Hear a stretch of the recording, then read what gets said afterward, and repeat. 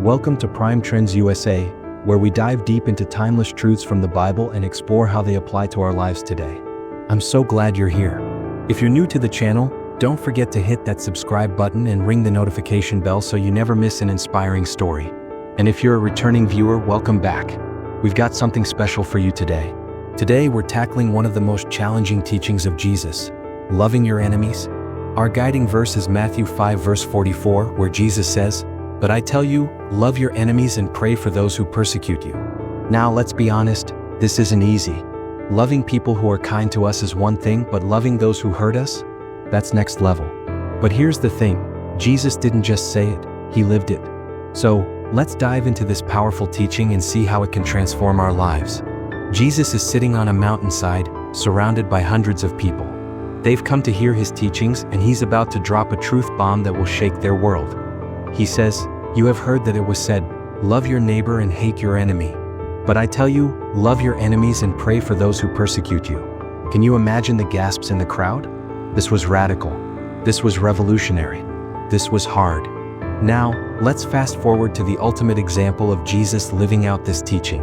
It's the night before his crucifixion. Jesus is in the Garden of Gethsemane praying.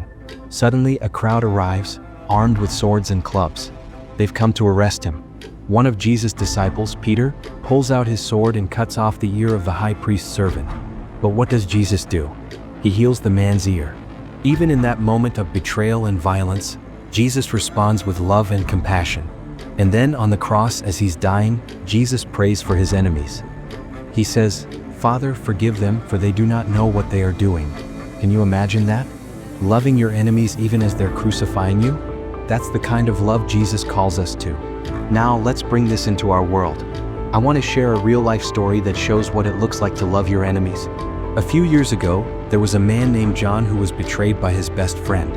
His friends spread lies about him, ruined his reputation, and even cost him his job. John was devastated. He felt angry, hurt, and betrayed. But then, John remembered Jesus' words, "Love your enemies and pray for those who persecute you." So, he made a decision he would forgive his friend. He started praying for him every day. He even reached out to him and said, "I forgive you and I want to restore our friendship." It wasn't easy. It took time. But eventually their relationship was restored. John's friend apologized and they became closer than ever. That's the power of loving your enemies. It doesn't just change them, it changes you. Now it's your turn. I want you to think about this. Who in your life feels like an enemy right now? Maybe it's someone who hurt you, betrayed you, or just rubs you the wrong way. Take a moment to write down one way you can show love to that person this week. It could be a kind word, a prayer, or even just letting go of bitterness. And hey, I'd love to hear your ideas. Drop them in the comments below. Let's inspire each other to love like Jesus.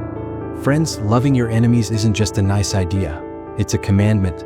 Matthew 5 verse 44 reminds us that this is how we reflect God's love to the world.